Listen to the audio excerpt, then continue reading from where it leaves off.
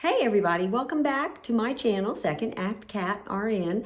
And today's topic that I want to talk about is you must do these 5 things if you've been injured at work or if you have a work-related injury.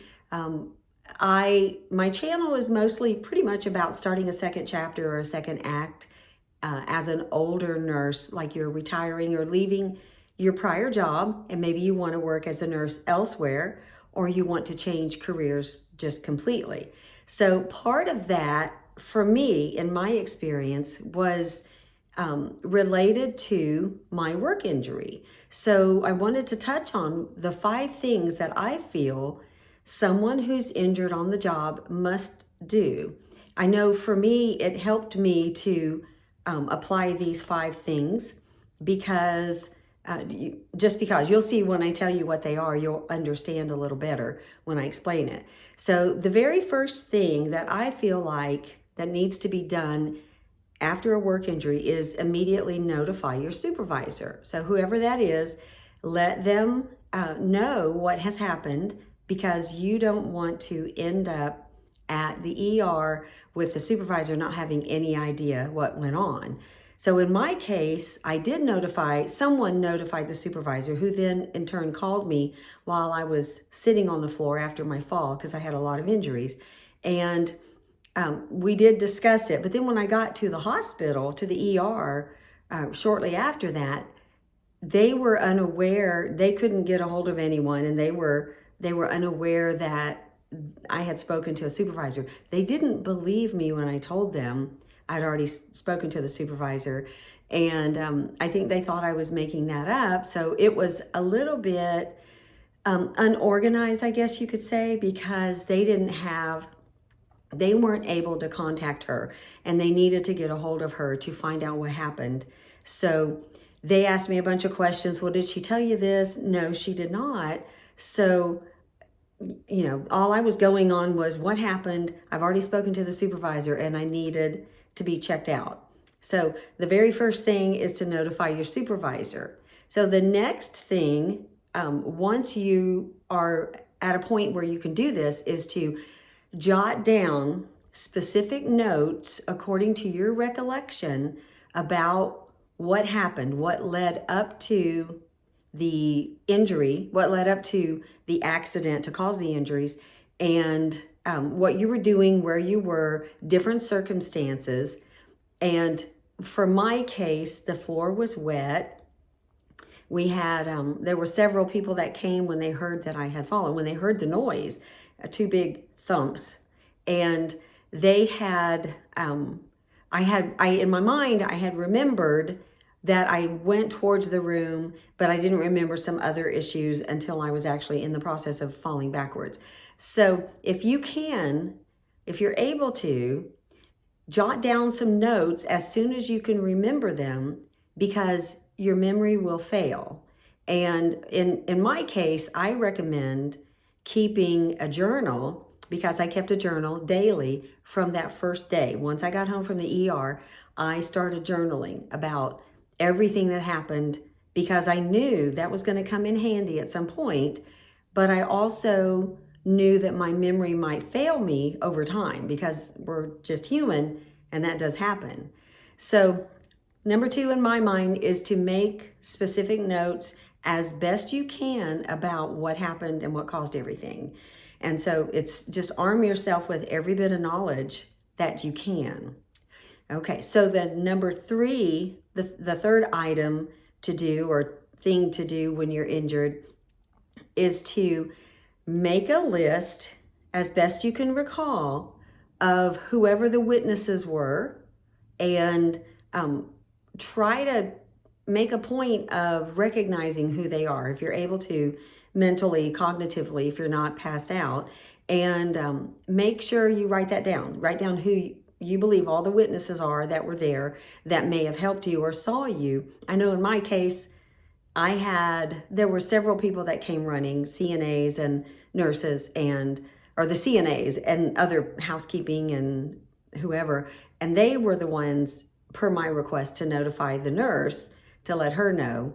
So make sure you have that information, because that will also come in handy when it's time for, say, interrogatories or any kind of depositions if the need arises. So it's very, very important to make notes, to remember the things that you may not remember when you need to know that information. So the next thing that's very important is to contact a workers' comp attorney if it's more than just like a scrape or a little cut on your arm, on your hand, anything major, or if you hit your head especially, find a good workers' comp attorney. Now, I didn't for a few months. I was searching, but I just didn't find one. And so eventually I did. Anyway, just make sure if you have any kind of injuries above a scrape or a scratch or a bruise, please make sure you do contact a workers' comp attorney to make sure, to see if you have a case, or to make sure nothing, no things that they should do don't get done. Because workers' comp likes to pretend that you didn't tell them something, or they like to deny claims or deny that there's anything wrong at all. So make sure you do that so that you can have someone that is on your side. So the next thing that is really important is to advocate for yourself. So whether you have an attorney or not, you are the one that knows your symptoms. You know what's going on. You know what's real that you're feeling versus other people. They can't, especially if the injuries are inside, and maybe mentally, maybe I had a brain injury. I also had some other unseen injuries that have manifested over, during that first year especially. And make sure that you record whatever injuries you're feeling, whatever pain, whatever issues that you notice that are different. Say your vision, your hearing, your whatever. You're not able to walk very well because you hurt your leg when you fell, or anything that can come into play. You've got to make sure that it's recorded, because they will, workers' comp will, if you didn't say it initially, it didn't happen. So for example, when I went to the first workers' comp provider, which was, I fell on a Saturday morning, and I went to the first provider from the panel they provided me at work that following Tuesday morning. So when I filled out all the paperwork in that doctor's office of everything that was wrong, I put every little thing that may have been not very significant, because if I had a problem later down the road and they say, well, you didn't say anything about that injury, you have a record of it. So make sure you note everything, no matter how small, how big or how small, because, well, in my case, when I slipped, I don't remember slipping. I just remember going towards the patient's room and then going backwards. So I don't remember slipping, and I don't remember walking into the room. So one of the issues I had was a very slight groin pull on the right side. So I made sure to mention that. It didn't bother me at all. I just felt it a little bit. But I made sure to mention that, because if something would have come of it later and I developed symptoms or something really bad as a result of that, they would say, well, you didn't say that was wrong with you. You didn't say you hurt yourself there when you fell. So no matter how big or small, make sure you put that in writing on paperwork and journal it in your notes so that you can have a record of that. That's just very, very important, because things will get swept under the rug, and they will refuse you as far as coverage if you are not adamant about what your injuries were. So please make sure you do that. And then the next thing that I feel like must be done is to, as time goes on and you are under the care of these workers' comp providers, you must insist on getting care for the things they're not addressing. So for me, I complained about vision issues within the first couple of months. And I even went to my eye doctor and I said, I'm having this problem with, such and such. I was having double vision. I lost my vision, but that was about a year and a half later. I lost my vision for about, I don't know, 15 seconds maybe. I don't have a way to tell the time because I couldn't see.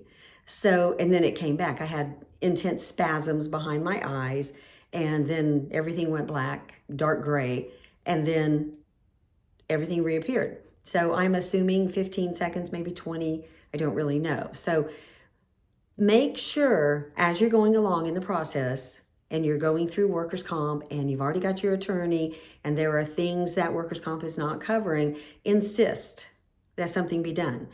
For 3.5 years, I requested vision therapy and they dilly-dallied around, and they sent me to a vision specialist in another city 3 hours away.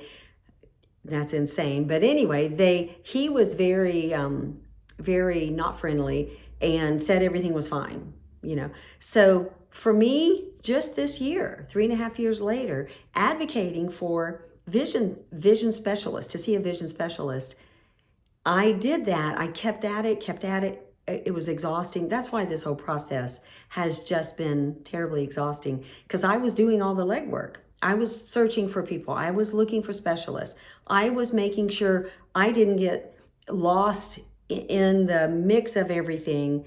I was making sure they addressed the issues that I was having, because they would like to say, we're going to settle and there's no issues. You're good to go. We wash our hands of you. You're done. But don't do that. Make sure you're getting the care you need. I went to a neurologist and they only sent me to that neurologist for headaches, nothing else. I had a ton of neuro issues.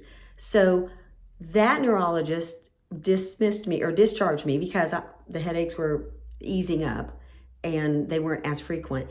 So, but he couldn't address the other issues because they only sent me to him for headaches. If you've never worked with workers' comp, they have a little trick they do where they say, they send you for one thing, and the doctor told me, if it was anything else but workers' comp, I could treat you.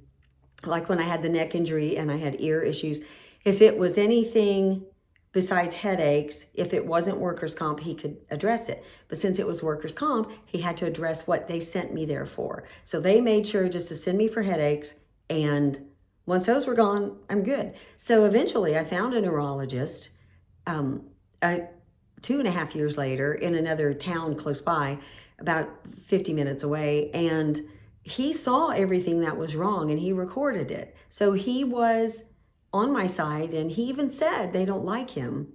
And I can see why, because he was honest about all the things that he documented as far as what my injuries were.